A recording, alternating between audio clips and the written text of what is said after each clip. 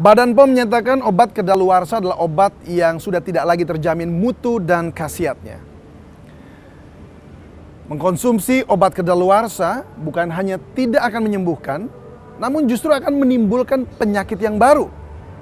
Agar terhindar dari mengkonsumsi obat kadaluarsa, kami punya sejumlah tipsnya untuk Anda. Saya David Silahoy, sampai jumpa.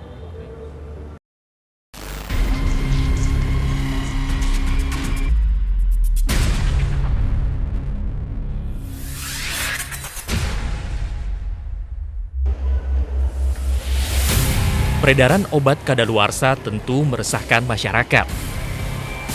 Obat kadaluarsa yang dijual apotek dan toko obat ini bukan saja tak lagi memiliki khasiat, namun juga bisa membahayakan siapa saja yang mengkonsumsinya.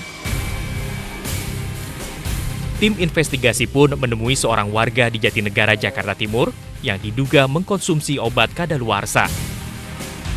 Marna mengaku mengalami muntah-muntah setelah mengkonsumsi sebuah obat pereda nyeri dan sakit kepala yang ia beli di sebuah apotek.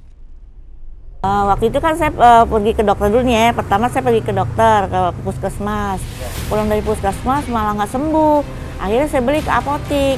Obatnya hampir mirip, tapi nggak obat itu jangka waktunya masih panjang. Tapi begitu saya minum juga nggak sembuh-sembuh, malah pusing, mualnya masih mual, sakit badan, malah muntah-muntah. Waktu dingin keringetannya panjang lah gitu, nggak habis-habis keringetannya.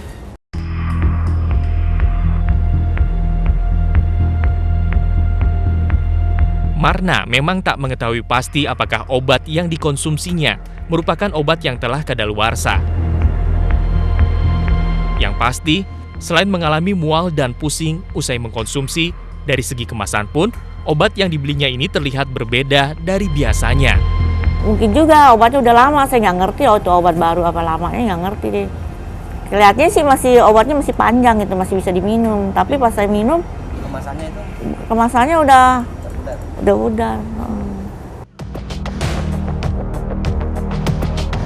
Hal nyaris sama juga diungkapkan oleh Ade Marwan, seorang penderita asam urat.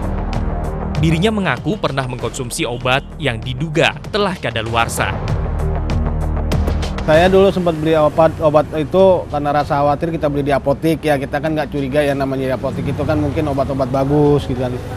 Tapi sampai di rumah memang ternyata itu kita periksa, kita lihat tanggalnya bagus, tanggalnya masih panjang, tapi agak-agak curiga juga dari bungkusannya itu mungkin agak-agak lusuh gitu ya. Saya pikir ya mungkin karena penyimpanannya kan yang kurang rapi ya, saya percaya aja gitu minum kan karena memang mengharapkan sembuh gitu kan.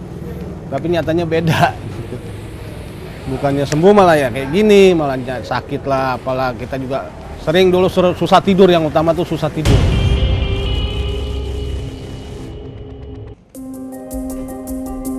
Selain susah tidur, Ade Marwan juga menderita mual-mual dan nyeri di sekujur kaki. Efek yang ditimbulkan dari mengkonsumsi obat kadaluarsa tak sebatas itu saja. Mengkonsumsi obat kadaluarsa bahkan bisa menyebabkan kerusakan pada organ tubuh manusia. Nah, mengenai obat kadaluarsa itu juga lihat-lihat kadaluarsanya sudah berapa lama. Mungkin kalau kadaluarsanya baru 1 hari mungkin masih stabil, tapi kalau sudah tahunan itu jangan-jangan obatnya rusak. Apakah teroksidasi, apakah struktur kimianya menjadi berubah, itu yang menimbulkan dampak toksik bagi tubuh. Itu bisa merusak organ, mungkin salah satunya gagal ginjal. Agar terhindar dari mengkonsumsi obat-obatan kadaluarsa, ada sejumlah tips yang bisa dilakukan.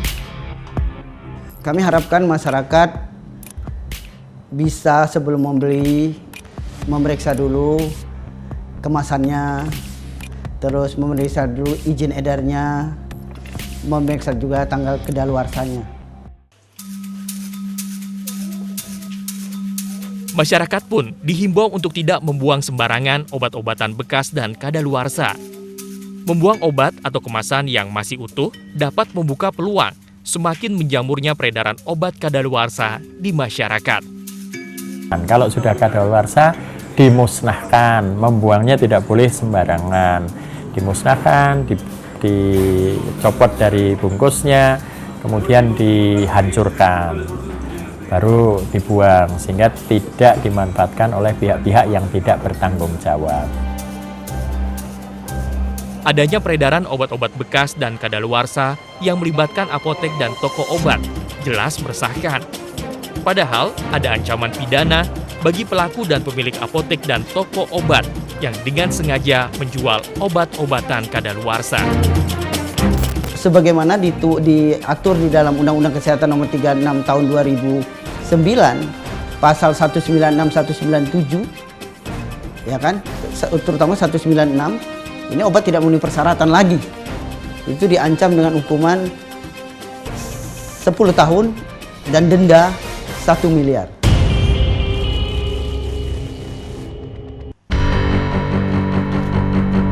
Maraknya peredaran obat-obatan kadaluarsa membuktikan masih lemahnya pertahanan Indonesia dari serbuan hal-hal yang membahayakan masyarakat.